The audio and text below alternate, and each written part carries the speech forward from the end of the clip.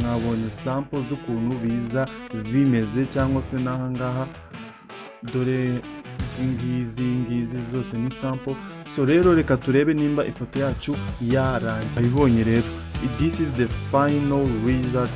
Nuku nguku imeze. Hello, what's up YouTube? It's your boy Mutesi. So video y'uyu munsi rero ngiye kubereka uburyo bakora icyo bita podcast babies. Ushobora kwibaza ngo podcast babies ni iki? Reka nkwereke ukuntu podcast babies ziba zisa. So podcast babies ni izi ngizi. So rero nimba ukoresha Instagram, TikTok n'izindi social media na za Facebook, umaze iminsi ubona ama video y'abana bakora ibiganiro, ababebe banagara abana kuko ni bato cyane ababebe. So rero ibingibi ntago ari ibyanyabyo, izi ngizi ni imbaraga za AI, artificial intelligence. So rero ukuntu bikorwa nibyo ngiye kukwereka uyu munsi. Ikintu usabwa ni ugukora subscribe kuri iyi channel nimba uri mushyashya, kugira ngo nituzajya tudropinga new videos ujye uba uwa mbere mu kumenya ibyo twakoze. So rero urabona ahangaha dore for example nk'aya mafoto ari ahangaha y'aba NBA players uri kubona ahangaha. Aba bose murabazi ni abastari. So rero ngiye kubereka nawe uburyo ushobora kuba wakora ino foto yawe. Icyo dusabwa rero ni ibintu bigeze nko kuri bitatu.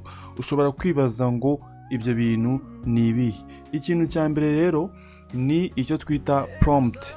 Nkuko maze iminsi mbibabwira, maze iminsi nibanda ku kintu cyitwa prompting. Mbibutsa ko njyewe mfite certificate igaragaza ko ndi mu professional in prompting engineering. So iyo certificate ni ya Google. So rero urumva ko ibintu bijyanye na prompting ndabyumva neza cyane. So rero ino prompt turi buze gukoresha niri buze kuba yadufasha kuba twataninga ira foto yacu. Iyi foto yacu tugiye gukoresha tukayitaningamo umubebe. So rero reka mbereke ikintu tugiye gukora rero right now. Turafungura browser yacu. Ushobora gukoresha Chrome, ushobora gukoresha Safari, Google Safari, ushobora gukoresha Microsoft Edge cyangwa se indi browser yari yose waba ushaka. So nurangiza rero uzema ahangaha, ariko nta nubwo bisaba na browser, ubaye ufitemo icyo twita CH like this, ChatGPT. So rero ndabizi ko muri iyi minsi nta muntu waba utazi ChatGPT ngo niki. Ubu ngubu buri muntu muri field yose yaba arimo azi ChatGPT, nibyo ishobora kuba yamufasha mu bintu akora. So rero impamvu mvuze ngo ntabwo ari ngombwa n'ubundi kuba wabukoresha browser. Browser wenda ushobora kuyikoresha ari amahitamo yawe, ariko nk'umuntu ufite ChatGPT muri telefone yesitayemo. So ndumva we nta kindi kintu ukeneye usibye gukopiyaringa iyo prompt iri muri video description. Ino prompt nakoresheje ukaba wayikoresha nawe ukora ifoto zawe.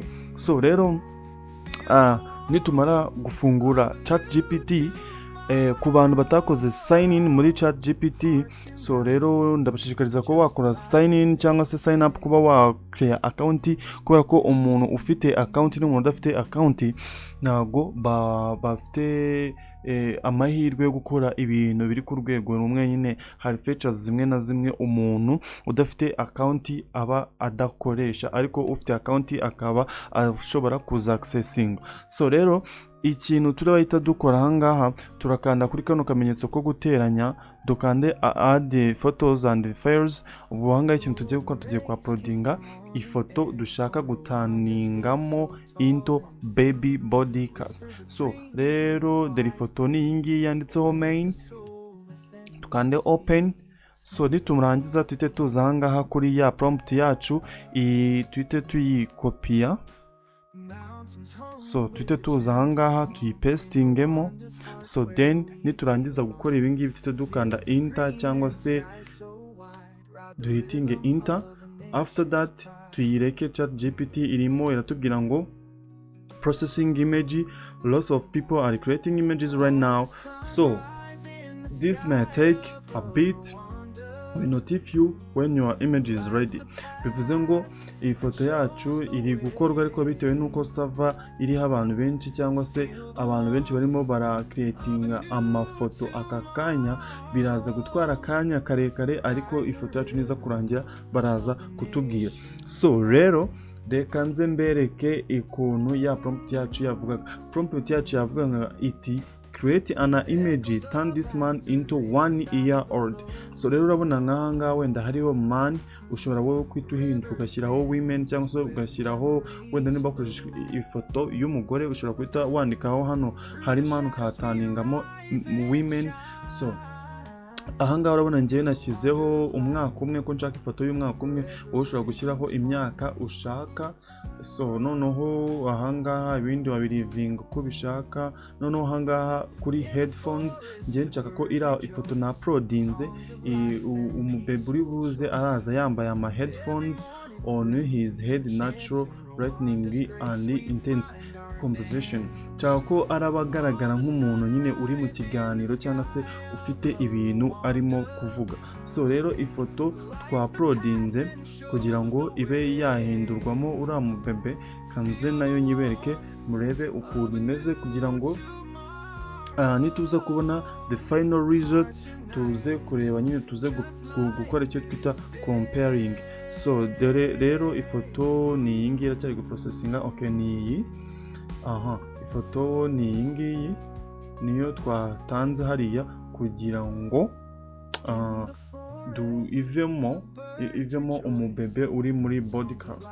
So rero nimba mwabonye kuri thumbnail mwabonye sample z'ukuntu biza bimeze cyangwa se n'ahangaha dore ngizi zose ni sample. So rero reka turebe nimba ifoto yacu yarangiye. Turaza hano, urabona ifoto yacu dore ngiyi, urabona ko ni ifoto ifite high quality, isa neza, ifite high quality. So rero ahangaha ikintu uhita ukora kugira ngo uyisevinge kuri computer cyangwa se telefone yawe, uhita ukanda hano kuri kano ka button ka save cyangwa se download, ugakandeho. Ireta ijya kuri storage y'imashini yawe cyangwa se ya telefone yawe. Nurangiza ngewe ubu ngubu yagiye hano. So dore ngiyi opening. Wayibonye rero, this is the final result. Nuko nguku imeze. Urabona ni ifoto ifite high quality kugira ngo uzabone umuntu weditinga ifoto ngo igende imere gutya. Ni ibintu biba bitoroshye kandi ntabwo ari na buri muntu wese ushobora kuba yabishobora. So rero abantu mwe mwansabye bino bintu, nizere ko mumenye ukuntu bikorwa. Mwebwe icyo nabasaba ni ukugira ngo mujye mukomeza gutya mumbwira ati dukeneye iki kugira ngo menye ibyo ngomba kubakorera. So rero uri buze gukenera ino prompt ndaza kuyisiga muri video description, aho ushobora kwita uyikopiya ushaka kuba wahita uyikoresha directly. So see you in the next video. Don't forget to subscribe and click on notification bell. So uwo mwabanye yari Mutesa Tech. See you in next video.